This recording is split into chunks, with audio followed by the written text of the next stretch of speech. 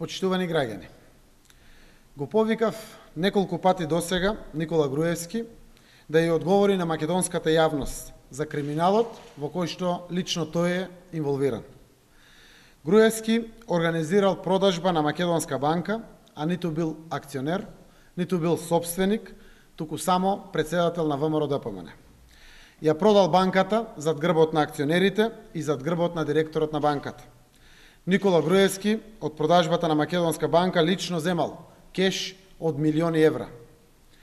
Само за даночно затајување Никола Груевски направил дело кое што согласно кривичниот законник на Република Македонија се санкционира со казна затвор од минимум 4 години.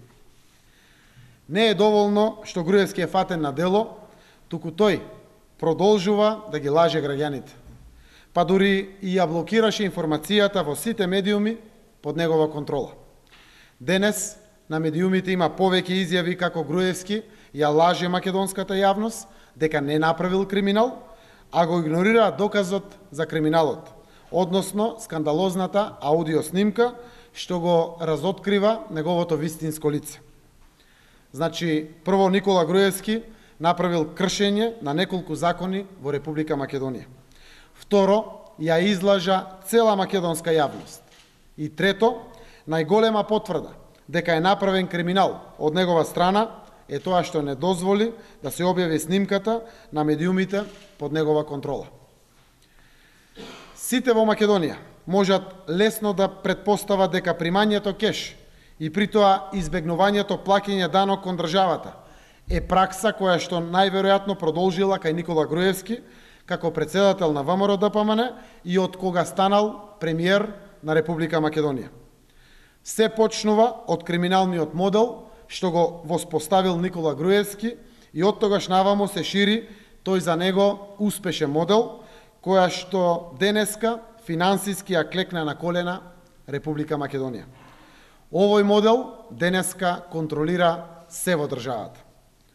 Овој модел денес е присутен во сите пори на општественото живење и има подјадено Република Македонија до ниво на вистинска задолженост на државата од преку 50% од бруто домашниот производ, до ниво на преку 70% сиромаштија на граѓаните, до ниво на преку 440.000 граѓани пред се млади луѓе, заминати од државата, до ниво на апсолутна диктатура, медиуми под целосна контрола на режимот, страф кај граѓаните и непостоење на основните вредности на слободно живење. Демократијата, правдата и слободата денес се ретка привилегија на ретки луѓе. Почитувани граѓани, грабежот што и се случува на Република Македонија е многу сериозен и мора веднаш да се спречи. Поставената криминална мрежа од страна на врвот на власта, која што константно, долг период, ја краде државата, а се однесува и се одржува на власт со системска контрола на гласачите, мора веднаш да биде прекината. Криминална мрежа од ваков калибар, организирана од врвот на власта, ќе има непоправливи последици врз Република Македонија. Постоја два начини да се спречи тоа.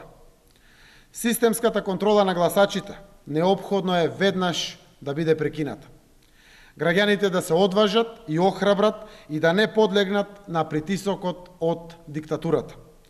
Целиот овој криминален модел да го прекинат на избори со тоа што нема да гласаат повеќе за Никола Груевски. На 27 април масовно да излеземе на гласање и вие кои излеговте во првиот круг од председателските избори и го дадовте својот глас за председателскиот кандидат Стево Пендаровски, на тој начин подржувајќи ги промените во Македонија, и сите вие од кои било причини не излеговте првиот круг.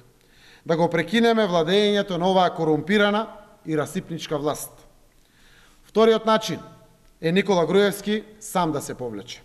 Затоа денеска повторно го повикувам основоположникот и креаторот на криминалната мрежа во Република Македонија. Никола Груевски, те повикувам веднаш да понесеш одговорност и да ги тргнеш валканите раце од Македонија. Можеш да ја спасиш Македонија и македонскиот народ од маката со еден потек, да заминеш. Ке се повлечеш и ке признаеш дека си длабоко забразден во криминал, или да продолжам да излегувам пред јавноста и да ја покажувам твојата бесконечна игра со кеш. Благодарам.